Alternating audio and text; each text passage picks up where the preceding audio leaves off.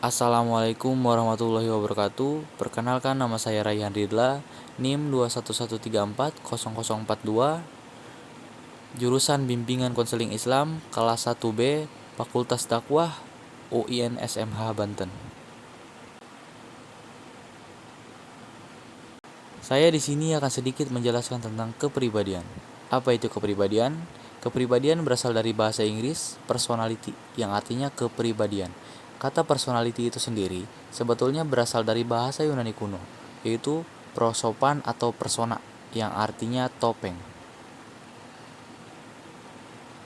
Adapun kepribadian menurut para ahli, yang pertama menurut Alford, kepribadian adalah organisasi dinamik dalam sistem psikofisiologis seseorang yang menentukan model penyesuaiannya yang unik dengan lingkungannya, yaitu dia menentukan kepribadiannya berdasarkan lingkungan yang ada pada wilayahnya.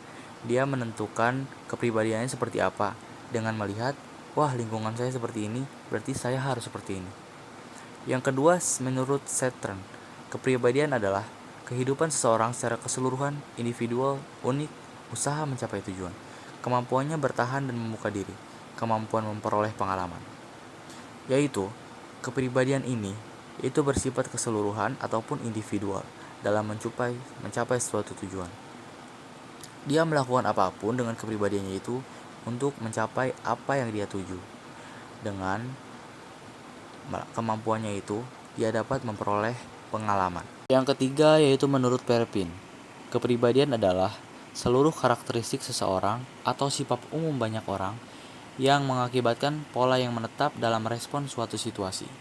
Jadi orang ini itu menentukan suatu situasi berdasarkan apa yang pernah dialami. Jadi dia pernah mengalami ini dalam suatu situasi, akhirnya ketika dia mengalaminya lagi, dia melakukan hal yang sama seperti yang terjadi sebelumnya kepada dirinya.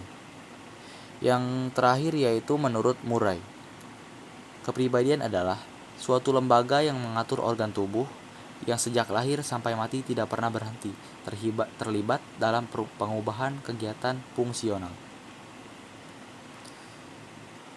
Kepribadian ini ada sejak lahir sampai kita mati, yaitu yang mengatur organ tubuh kita.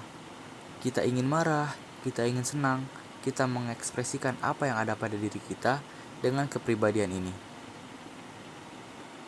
Kepribadian digolongkan pada 4 hal, yaitu koleris, yaitu orang ini kuat tubuhnya, penarik darah, suka mengendalikan diri, aktif, emosional, fungsi sekundernya lemah. Yang kedua yaitu sanguinis, yaitu periang, tidak aktif, tidak emosional, fungsi sekundernya kuat. Yang ketiga phlegmatis, yaitu orang ini tidak aktif, tenang, pemalas, pesimis, wajahnya selalu pucat, fungsi sekundernya kuat.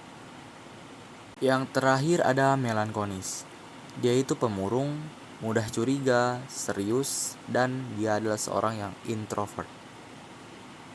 Baik, selanjutnya ada aspek-aspek kepribadian, yaitu aspek kognitif, aspek efektif, dan aspek motorik. Apa itu aspek-aspek itu? Kita bahas aspek kognitif terlebih dahulu, yaitu pengetahuan. Dia itu adalah seorang yang memiliki pemikiran, ingatan, khayalan, daya bayang, imajinasi, inisiatif, kreativitas, penyamaran, dan penginderaan. Fungsi aspek kognitif ini adalah menunjukkan jalan, mengarahkan, dan mengendalikan tingkah laku.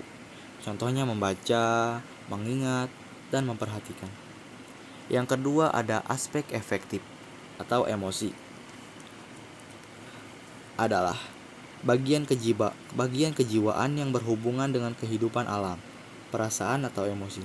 Sedangkan hasrat, kehendak, kemauan, keinginan, kebutuhan, dorongan, dan elemen-elemen motivasi lainnya disebut aspek konatif atau psikomotorik, kecenderungan atau niat tidak, yang tidak dapat dipisahkan dari aspek efektif. Yang ketiga yaitu aspek motorik, adalah yang berfungsi sebagai pelaksana tingkah laku manusia, seperti perbuatan dan gerakan jasmaniah lainnya. Dan ketiganya ini memiliki hubungan gitu. Contohnya aspek kognitifnya, Seorang anak sedang belajar di kelas. Dia belajar tentang pelajaran penjaskes. Dia belajar bagaimana cara berlari dengan cepat. Nah, berpindah ke aspek efektif. Ketika dia keluar dari kelas, dia berpikir, wah, saya punya keinginan nih untuk berlari dengan kencang. Dia memiliki keinginan, lalu berpindah ke aspek motorik. Akhirnya dia melakukan lari. Dia mencoba untuk berlari dengan kencang.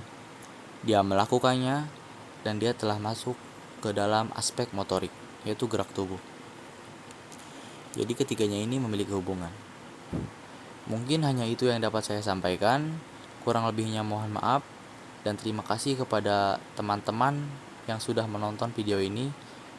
Saya ucapkan terima kasih. Wassalamualaikum warahmatullahi wabarakatuh.